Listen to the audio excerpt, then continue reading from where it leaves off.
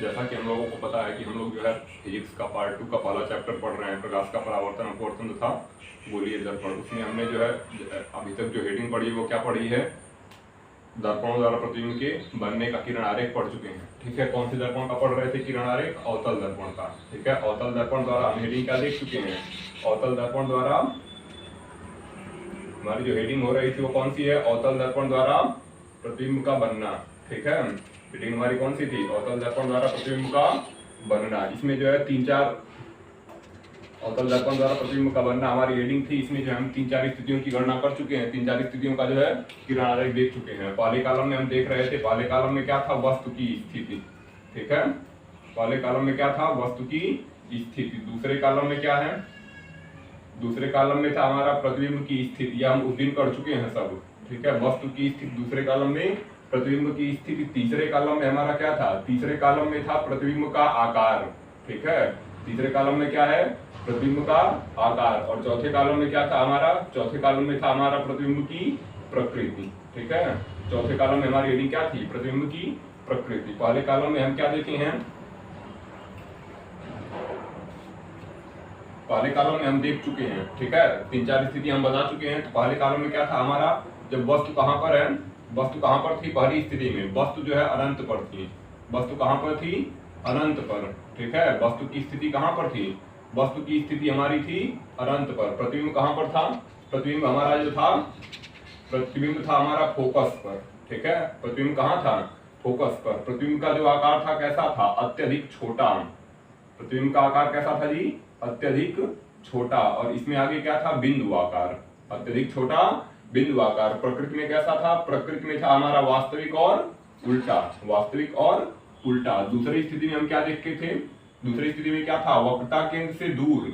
ठीक है, दूसरी स्थिति में था वक्रता केंद्र, वक्रता केंद्र सी से दूर। ठीक है, प्रतिबिंब की स्थिति में कहा था, प्रतिबिंब की स्थिति में जो था फोकस, फोकस एफ व वक्रता केंद्र सी के बीच। ठीक है, प्रतिबिंब कहां जा रहा था, फोकस एफ व वक्रता केंद्र, वक्रता केंद्र ठीक है सी के बीच। ठीक है, वक्रता केंद्र सी के बीच। आकार में कैसा था, आकार जो था प्रतिबिंब का वह छोटा था। प्रकृति यही थी, वास्तविक तथा उल्टा, वास्तविक तथा उल्टा। तीसरी स्थिति में क्या था, वक्रता केंद्र सी पर। ठीक है, तीसरी स्थिति में वस्तु कहां रखी थी, ये सब पहले कर चुके हैं। वक्रता केंद्र सी पर वस्तु थी, प्रतिबिंब भी कहां पर था, प्रतिबिंब भी वक्रता केंद्र पर था, वक्रता केंद्र सी पर। प्रतिबिंब भी कहां पर है जी, वक्रता केंद्र सी पर। आकार कैसा था, समान आकार, यानी जितनी बड़ी वस्तु उतना ही बड़ा क्या था हमारा, जितनी बड़ी वस्तु थी उतना ही बड़ा हमारा प्रतिबिंब था। प्रकृति कैसी थी, वास्तविक तथा उल्टा। प्रकृति कैसी है, वास्तविक तथा उल्टा। चौथा नंबर क्या कह रहा था, चौथा नंबर में क्या था जी, वस्तु कहां थी, वक्रता केंद्र सी या फोकस एफ व वक्रता केंद्र सी के बीच। वस्तु को कहां रख रहे हैं, फोकस एफ व वक्रता, फोकस एफ व वक्रता केंद्र सी के बीच हमारी वस्तु है। ठीक है, फोकस एफ व वक्रता केंद्र सी के बीच हमारी वस्तु है। प्रतिबिंब कहां चला जाएगा, प्रतिबिंब चला जाएगा वक्रता केंद्र से दूर। ठीक है, वक्रता केंद्र सी से दूर हो गया हमारी क्या, वस्तु। आकार कैसा हो गया, आकार हो गया बड़ा, आकार कैसा हो गया, बड़ा। प्रकृति कैसी रहेगी, वास्तविक तथा उल्टा। ठीक है, पांचवी स्थिति में कहा था, पांचवी स्थिति में क्या बताए थे जी, पांचवी स्थिति में बताओ, पांचवी स्थिति में हमारा वस्तु कहां था, अभी तो फोकस एफ और वक्रता केंद्र सी के बीच है। पांचवी स्थिति में वस्तु कहां थी, फोकस एफ पर। ठीक है, फोकस एफ पर। प्रतिबिंब कहां चला गया था, प्रतिबिंब हमारा चला गया था अनंत पर। प्रतिबिंब कहां चला गया, प्रतिबिंब हमारा हो गया अनंत पर। आकार कैसा हो गया, बड़ा या अत्यधिक बड़ा कर सकते थे। क्या बताया गया था, प्रतिबिंब में कैसा बड़ा बताया गया था, अत्यधिक बड़ा। प्रकृति कैसी थी, वास्तविक तथा उल्टा। छठा नंबर क्या था, छठा नंबर में वस्तु कहां थी, ध्रुव पी व, ध्रुव पी व फोकस एफ के बीच वस्तु थी। ध्रुव पी व फोकस एफ के बीच क्या रखा गया था, वस्तु को। प्रतिबिंब कहां चला गया, प्रतिबिंब कहां चला गया था, प्रतिबिंब चला गया था दर्पण के पीछे।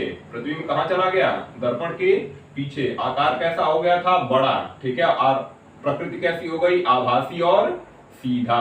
ठीक है, प्रकृति कैसी हो गई थी प्रतिबिंब की, आभासी और सीधा।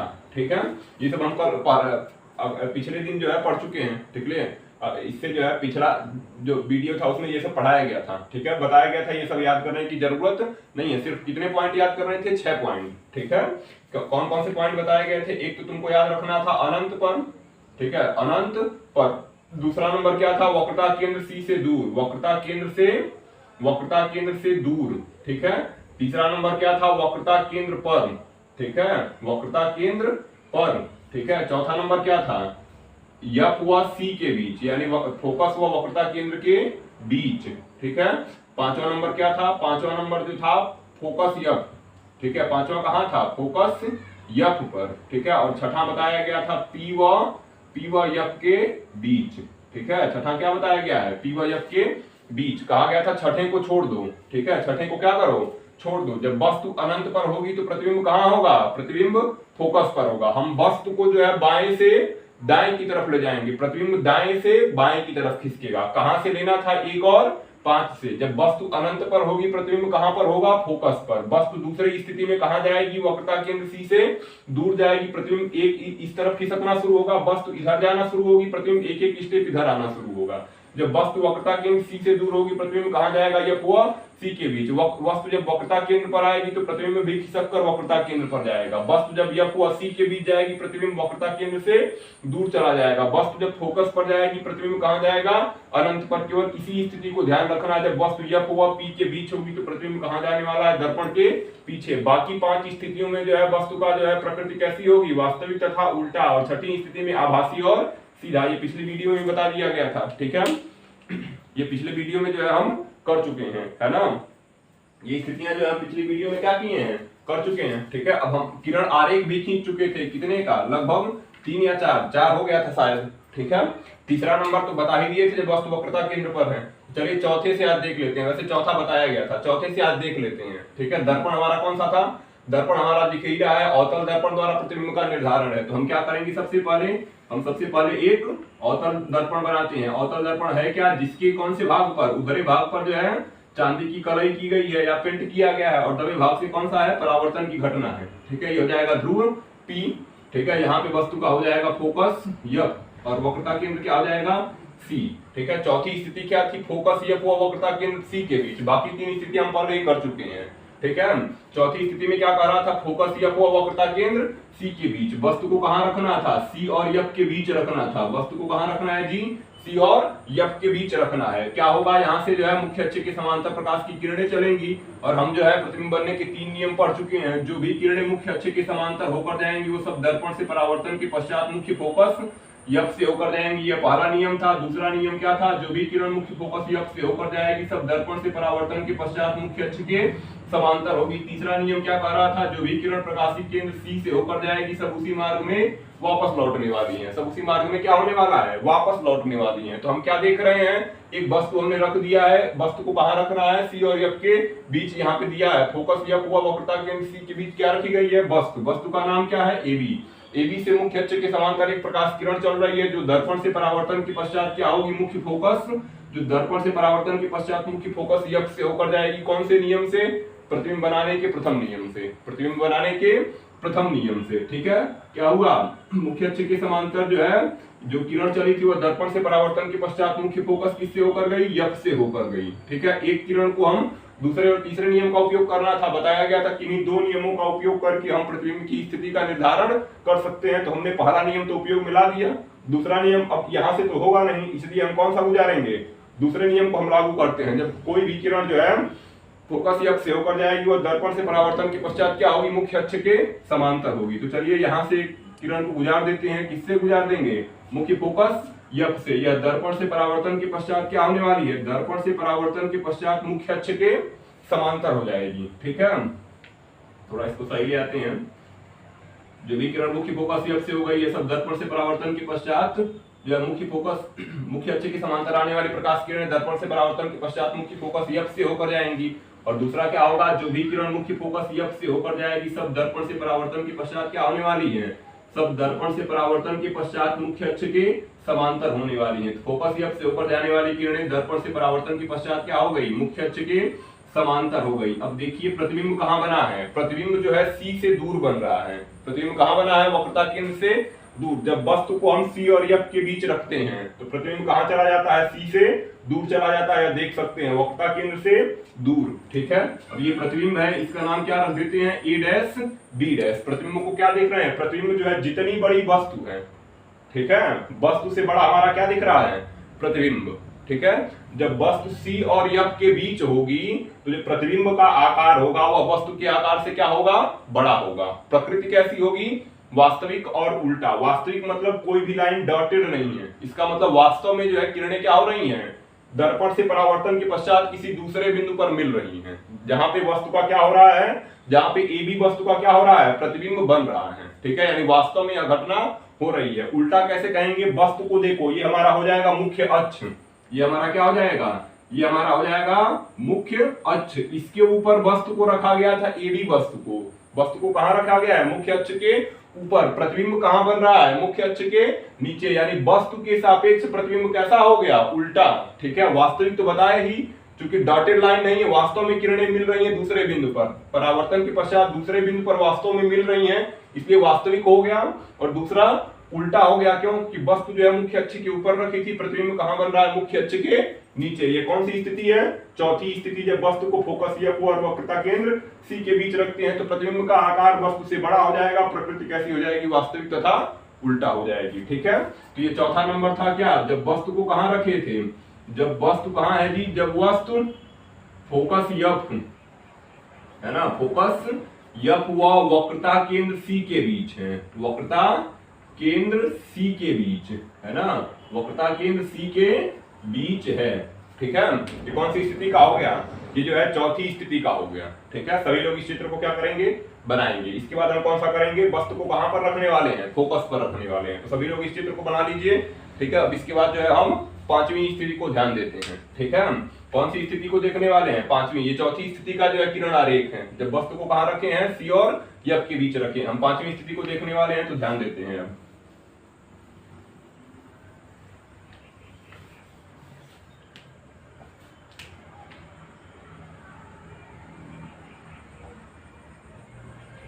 हम जो है वस्तु की अवतल दर्पण की जो है प्रकृति में कौन सी, पांचवा नंबर वस्तु को कहां रखना है, फोकस पर। ये हो गया हमारा अवतल दर्पण, इसका ध्रुव पी हो गया, यहाँ पे हो जाएगा फोकस एफ और वक्रता केंद्र क्या हो जाएगा, वक्रता केंद्र सी हो जाएगा। ठीक है, जितनी दूरी ध्रुव से फोकस की है उतनी ही दूरी जो है वस्तु से, जितनी दूरी ध्रुव से फोकस की उतनी दूरी फोकस से वक्रता केंद्र की होनी चाहिए। ठीक है, तो हो जाएगा पी, यहाँ पे फोकस हो गया, ध्रुव हो गया पी, फोकस हो गया एफ, वक्रता केंद्र हो गया सी। अब पांचवी स्थिति में हम वस्तु को देख रहे हैं, कहां पर रखना है, वस्तु को हमको रखना है फोकस एफ पर। ठीक है, ये हो जाएगा हमारा फोकस, इसी के ऊपर हम क्या करते हैं, वस्तु को रख देते हैं। वस्तु का नाम क्या है, ए बी। ठीक है, वस्तु का नाम क्या हो गया, ए बी। अब वस्तु से कोई प्रकाश किरण चलेगी, मान लेते हैं प्रकाश किरण मुख्य अक्ष की कैसे चल रही है, समांतर, और जो भी किरणें जो है, जो भी प्रकाश किरणें मुख्य अक्ष के समांतर होकर जाएंगी, सब दर्पण से परावर्तन के पश्चात क्या होने वाली है, मुख्य अक्ष के जो मुख्य अक्ष के समांतर आने वाली प्रकाश किरणें दर्पण से परावर्तन के पश्चात मुख्य फोकस एफ से होकर जाने वाली हैं। किससे होकर जाएंगी, मुख्य फोकस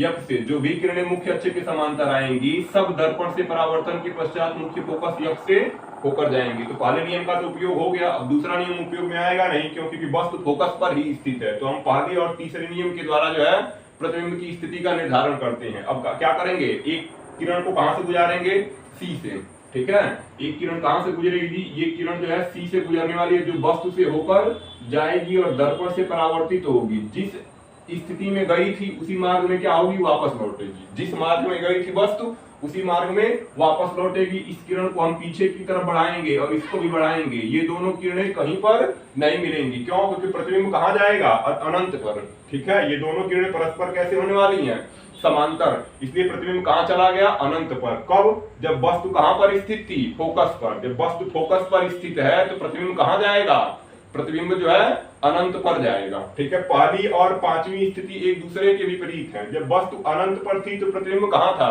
फोकस पर था, और जब वस्तु फोकस पर है तो प्रतिबिंब कहां चला गया, अनंत पर। ठीक है, प्रतिबिंब कहां चला गया, अनंत पर, यानी दोनों स्थितियां एक दूसरे के विपरीत हैं। ठीक है, ऐसे बिंदुओं को हम संयुग्मी बिंदु कहते हैं। कौन सा बिंदु कहेंगे, हम इसको हेडिंग के रूप में पढ़ेंगे। संयुग्मी बिंदु क्या है, जब वस्तु और प्रतिबिंब की स्थितियां जो है बदल दी जाए, ठीक है, तो दोनों जो है परस्पर विपरीत के साथ मिल जाए, तो ऐसे बिंदु कौन से बिंदु हैं? संयुग्मी बिंदु। क्या देख रहे हैं? वस्तु अनंत पर थी, प्रतिबिंब फोकस पर था, वस्तु फोकस पर हो गई, प्रतिबिंब क्या हो गया? अनंत पर, ठीक है। तो ये कौन से बिंदु हो गए? संयुग्मी बिंदु, जो केवल कौन से दर्पण में संभव है? अवतल दर्पण में, ठीक है। संयुग्मी बिंदु केवल अवतल दर्पण में संभव है, हम इसकी परिभाषा आगे पढ़ लेंगे, ठीक है। तो क्या देख रहे हैं? जब वस्तु को फोकस पर रखते हैं तो मुख्य अक्ष के समांतर प्रकाश की किरण चलती है, जो दर्पण से परावर्तन के पश्चात मुख्य फोकस एफ से होकर जाती है। एक किरण को हम सी से गुजार देते हैं, सी यानी वक्रता केंद्र, जो उसी मार्ग में वापस लौट आती है। ये दोनों किरणें आगे बढ़ाने पर कहीं भी नहीं मिलती, क्योंकि समानांतर हैं, ठीक है। जो आगे बढ़ाने पर कहीं भी नहीं मिलेंगी, इसलिए प्रतिबिंब कहां चला गया? अनंत पर, ठीक है। ये कौन सी स्थिति है? पांचवी स्थिति। पांचवी स्थिति में हम क्या कहेंगे? जब वस्तु कहां पर स्थित है? जब वस्तु जो हो जाएगा, जब वस्तु फोकस एफ पर स्थित है। वस्तु कहां स्थित हो गया जी? जब वस्तु फोकस एफ पर स्थित है, ठीक है। ये कौन सी स्थिति हो गई? पांचवी स्थिति हो गई। किसकी? दर्पण की, ठीक है। कौन से दर्पण की? अवतल दर्पण की। हम छठी स्थिति को देख लेते हैं। कौन सी स्थिति को देखेंगे? छठी, जो लास्ट है, ठीक है। छठी स्थिति को हम देख लेते हैं। वस्तु को कहां रखेंगे? ध्रुव पी व फोकस एफ के बीच हम किसको रखने वाले हैं? वस्तु को रखने वाले हैं, ठीक है। तो छठी स्थिति को ध्यान देते हैं। अब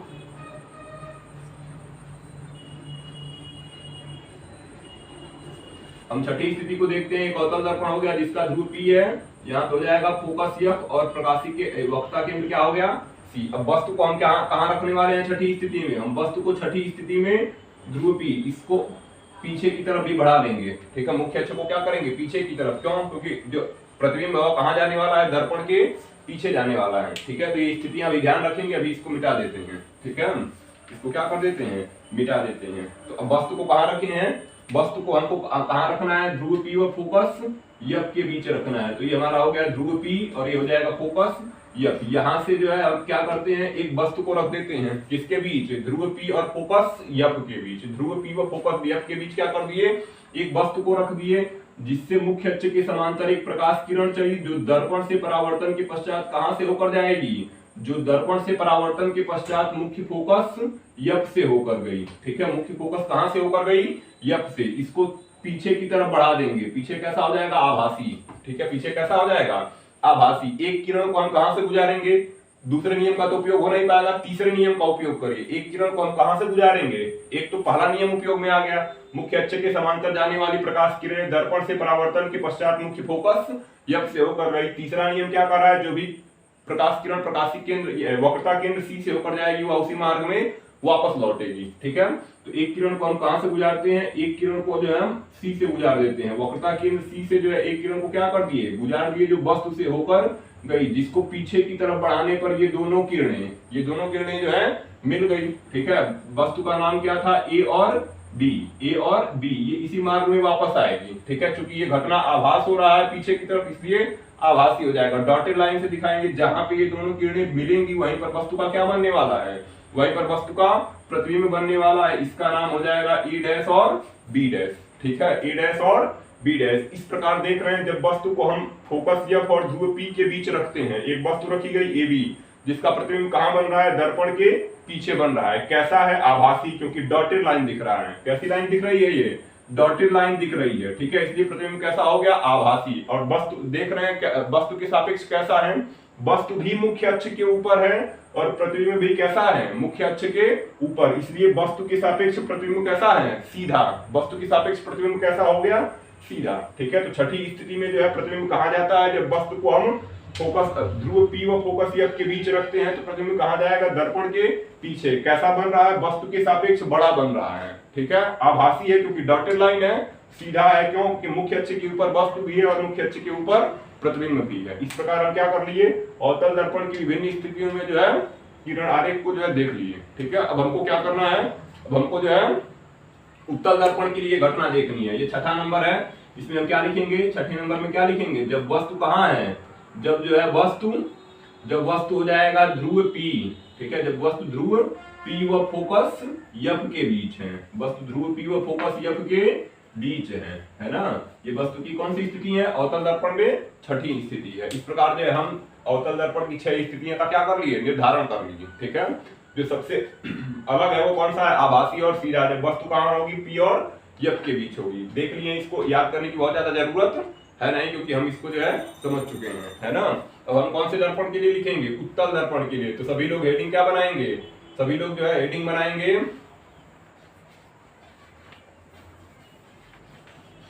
इस सबको मिटा देते हैं। हेडिंग बनाइए, उत्तल दर्पण द्वारा प्रतिबिंब का बनना। ठीक है, सभी लोग हेडिंग क्या बनाएंगे, सभी लोग हमारी हेडिंग जो है, हेडिंग क्या होने वाली है सबकी, उत्तल दर्पण द्वारा प्रतिबिंब का बनना। तो हेडिंग लिखिए सभी लोग, और फिर वही 4 स्थितियां लिखते हैं। तो यहाँ पे दर्पण अब कौन सा हो गया, दर्पण हो गया हमारा उत्तल। ठीक है, दर्पण कौन सा हो गया, दर्पण हो गया उत्तल। इसमें केवल 2 ही स्थितियां संभव होने वाली हैं।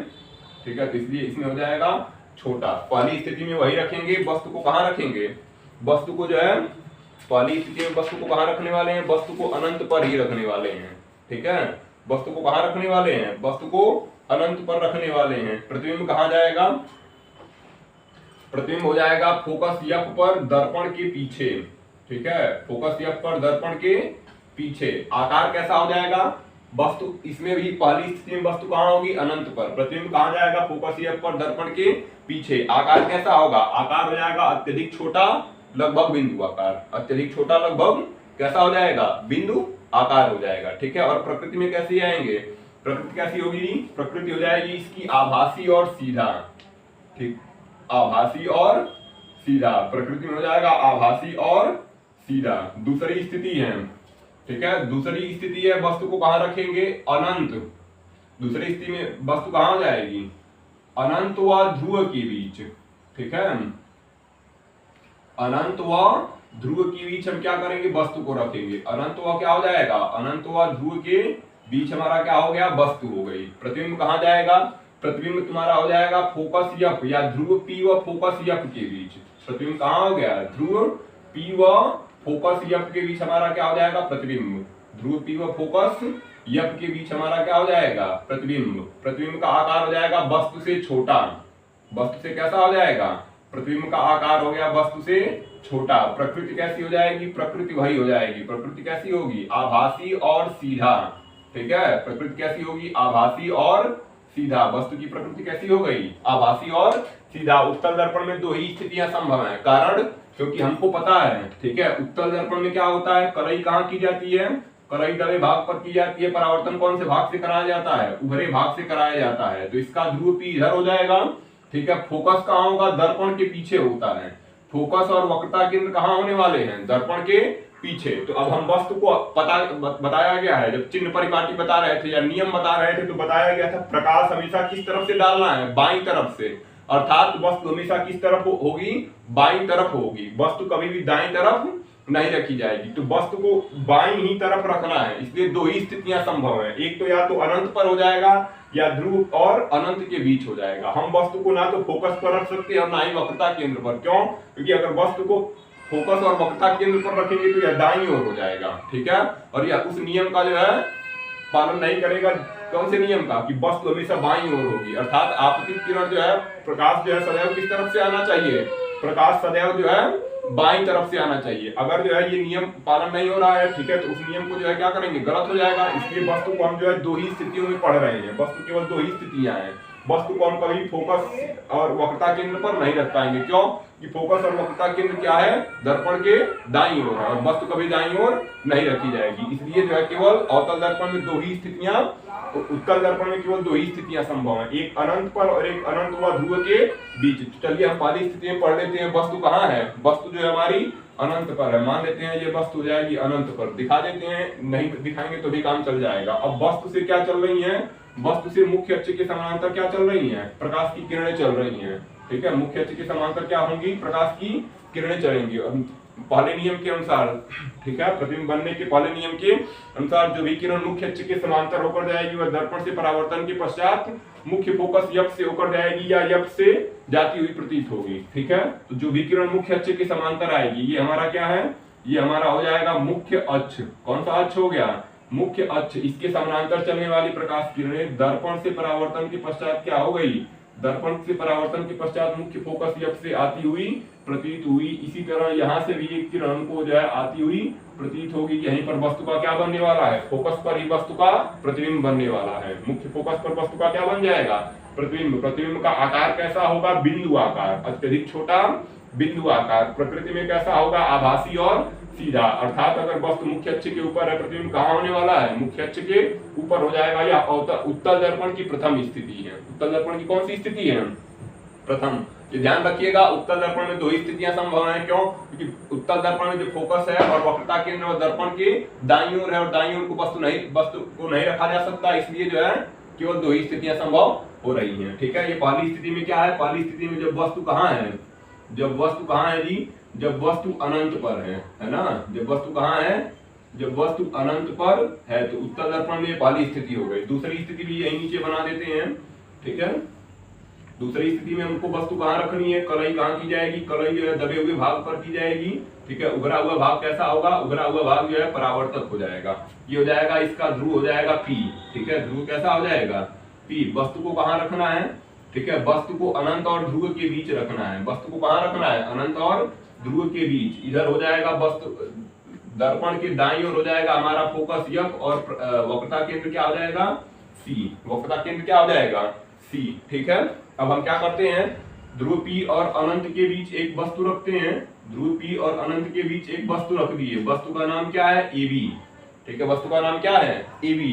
अब AB से जो है मुख्य अक्ष के समांतर प्रकाश की किरण चली, और जो भी किरणें मुख्य अक्ष के समांतर चलेंगी वह मुख्य फोकस F से होकर जाएंगी या मुख्य फोकस से आती हुई प्रतीत होती हैं। तो उत्तल दर्पण है इसलिए प्रतीत होंगी, आभास है केवल। ठीक है, तो यहाँ से एक किरण हमको क्या होती है?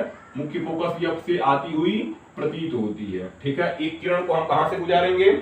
एक किरण को जो है वक्रता केंद्र C से गुजारेंगे। जो भी किरणें वक्रता केंद्र से होकर जाएंगी सब दर्पण से परावर्तन के पश्चात जो उसी मार्ग में वापस लौटेंगी। तो किरणों को गुजार दो। एक किरण को हम कहां से गुजारने वाले हैं? एक किरण को जो है हम वक्रता केंद्र C से गुजारने वाले हैं। जो भी किरण वक्रता केंद्र C से गई वह उसी मार्ग में क्या हो गई?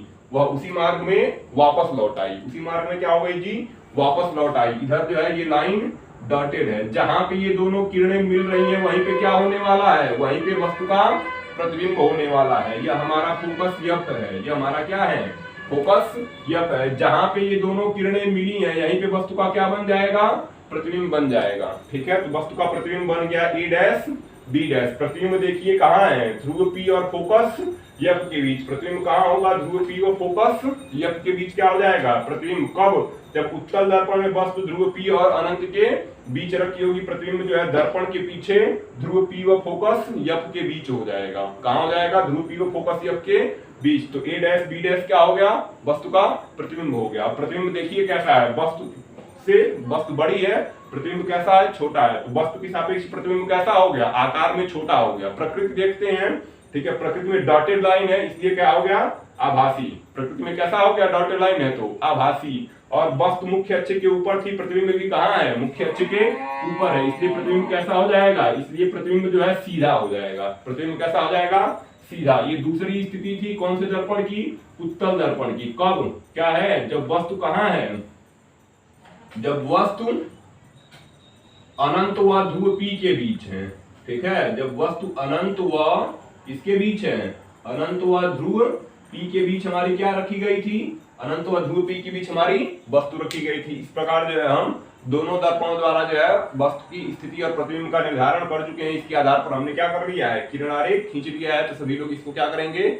इसको जो है सभी लोग बनाएंगे। ठीक है, और अगली हेडिंग क्या लिखेंगे? गोलीय दर्पणों के उपयोग। ठीक है, हेडिंग क्या लिखने वाले हैं? गोलीय दर्पणों के उपयोग। इसको बना लेंगे और उसके बाद हेडिंग बनाएंगे। ठीक है, मिटाते हैं इसको।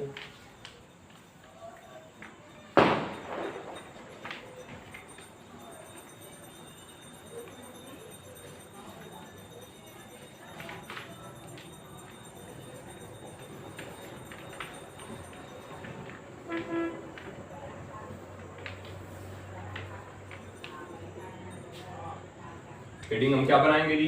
हेडिंग हमारी हो जाएगी, हेडिंग हमारी गोलीय दर्पणों के उपयोग।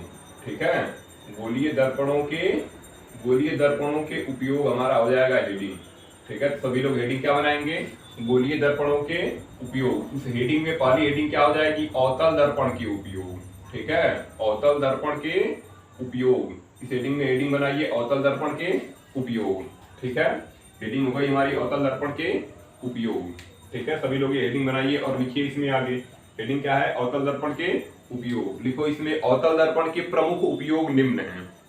ठीक है, हेडिंग क्या बनाएंगे? अवतल दर्पण के प्रमुख उपयोग निम्न है। सभी लोग हेडिंग बनाइए और लिखिए अवतल दर्पण के प्रमुख उपयोग निम्न है।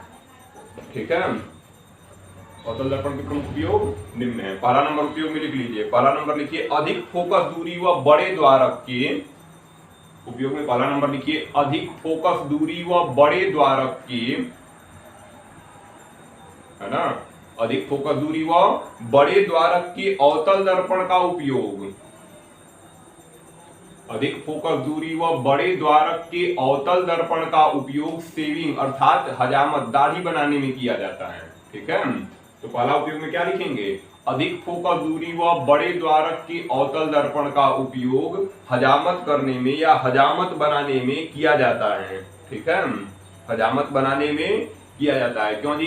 ये वस्तु का कैसा प्रतिबिंब बनाएगा? नजदीक होगा चेहरे के, आभासी और सीधा बड़ा प्रतिबिंब बनाता है। छठी स्थिति हम अवतल दर्पण की देखते हैं, कौन सी? जब वस्तु को ध्रुव P व फोकस F के बीच रखते हैं तो आभासी और सीधा बड़ा प्रतिबिंब बनता है।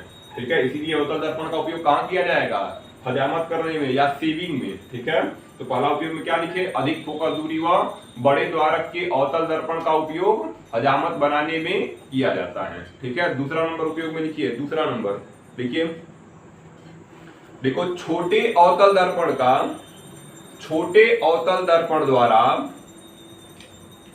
उपयोग में दूसरा नंबर लिखिए, छोटे अवतल दर्पण द्वारा प्रकाश की किरणों को परावर्तित करके। ठीक है, दूसरे नंबर में क्या लिखे?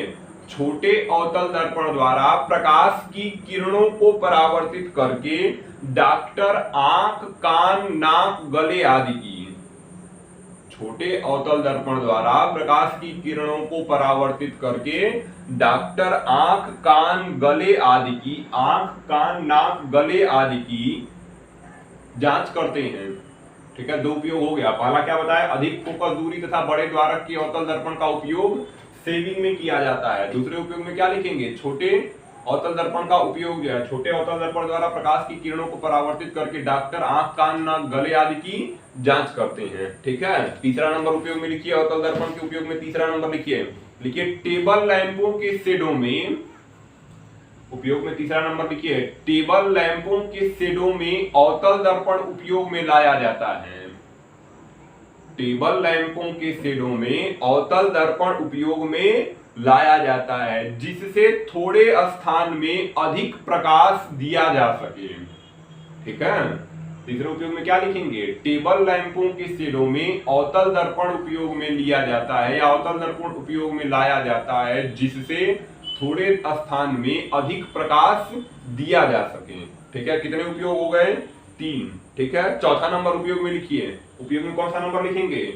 अवतल दर्पण के उपयोग में चौथा नंबर लिखिए। लिखिए इसमें रेल के इंजनों, उपयोग में चौथा नंबर क्या है? रेल के इंजनों, मोटर कारों, स्टीमरों, सर्च लाइटों आदि के लैंपों को, रेल के इंजनों, मोटर कारों, स्टीमरों तथा सर्च लाइट के लैंपों को अवतल दर्पण के फोकस पर रखकर, सर्च लाइट के लैंपों को अवतल दर्पण के फोकस पर रखकर समांतर किरण पुंज प्राप्त किया जाता है। कौन सा किरण पुंज प्राप्त किया जाएगा? समांतर किरण पुंज प्राप्त किया जाएगा, जो बहुत दूर की वस्तुओं को प्रकाशित करता है। ठीक है, किसमें किसमें कर रहा है? रेल के इंजनों, मोटर कारों, ठीक है, स्टीमरों तथा सर्च लाइट के लैंपों को अवतल दर्पण के फोकस पर रखकर समांतर किरण पुंज प्राप्त किया जाता है, जो बहुत दूर तक की वस्तुओं को क्या कर रहा है? प्रकाशित कर रहा है। जो बहुत दूर तक की वस्तुओं को क्या करता है?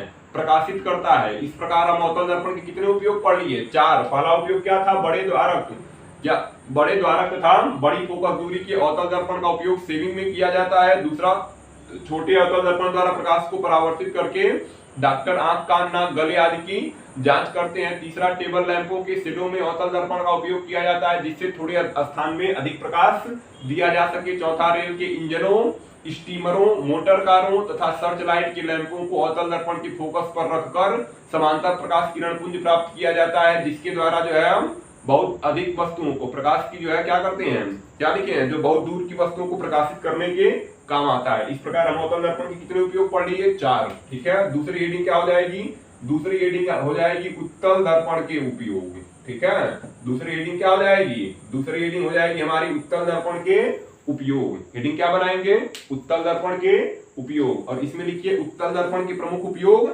निम्न है। ठीक है, उत्तल दर्पण के प्रमुख उपयोग क्या है, निम्न है। तो लिखिए इसमें उत्तल दर्पण के प्रमुख उपयोग निम्न है। पहला नंबर लिखिए, उत्तल दर्पण के प्रमुख उपयोग निम्न है। लिखो इसमें उत्तल दर्पण अपसारी होता है। ठीक है, उत्तल दर्पण अपसारी होता है, अतः बाजारों व गलियों में लगे लेंसों का, लैंपों का लिख सकते हैं।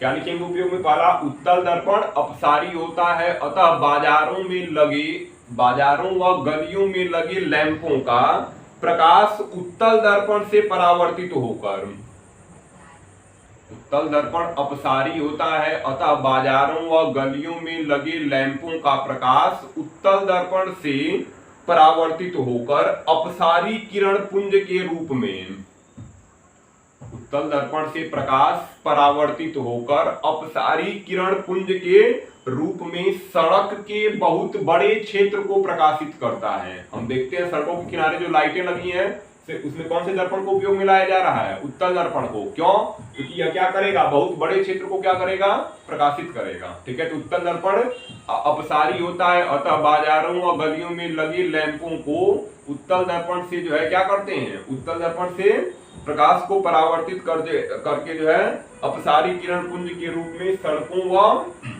सड़कों व गलियों के काफी बड़े क्षेत्र को क्या कर सकते हैं, प्रकाशित कर सकते हैं। ठीक है, उपयोग में दूसरा नंबर, दूसरा उपयोग क्या देखते हैं, जो गाड़ियों के साइड मिरर होते हैं, देखते हैं गाड़ियों में दोनों साइड पर क्या होते हैं, छोटे छोटे मिरर लगाए जाते हैं, छोटे छोटे दर्पण लगाए जाते हैं। वो कौन से दर्पण होंगे, उत्तल दर्पण। वो क्या करेंगे, पीछे के काफी बड़े क्षेत्र को जो है क्या करते हैं, प्रदर्शित करते हैं। पीछे के बड़े क्षेत्र का जो है आभासी और वस्तु से छोटा प्रतिबिंब बनाते हैं। इसलिए गाड़ियों के जो साइड मिरर होंगे वो कौन से दर्पण होंगे, उत्तल दर्पण। ध्यान रखिए, इंपॉर्टेंट उपयोग है। ठीक है, गाड़ियों के जो साइड मिरर होंगे कौन से दर्पण होते हैं, उत्तल। क्यों, क्योंकि यह पीछे के बड़े क्षेत्र के, पीछे के बहुत बड़े क्षेत्र को क्या करते हैं, दिखाते हैं उस छोटे से जो है मिरर, छोटे से दर्पण में। ठीक है, जिससे हमको पीछे वाली गाड़ियों के आने का जो है पता चलता है, कौन सी गाड़ी पीछे है। इसका जो है निर्धारण किसके द्वारा होता है, गाड़ियों की साइड बगल में जो है लगे मिरर के आधार पर, बगल में लगे दर्पण के आधार पर हम देख पाते हैं। तो उपयोग में दूसरा नंबर लिखिए, लिखो ट्रकों, बसों और मोटर कारों में, ट्रकों, बसों और मोटर कारों में ड्राइवर की सीट के पास, ट्रकों, बसों व मोटर कारों में ड्राइवर की सीट के पास उत्तल दर्पण लगा होता है।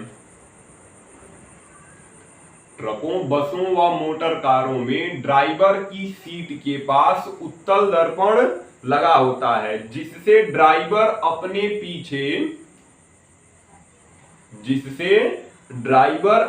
पीछे के अधिक क्षेत्र में आने वाले, ठीक है, जिससे ड्राइवर अपने पीछे के अधिक क्षेत्र में आने वाली वस्तुओं को देख सके। ठीक है, जिससे ड्राइवर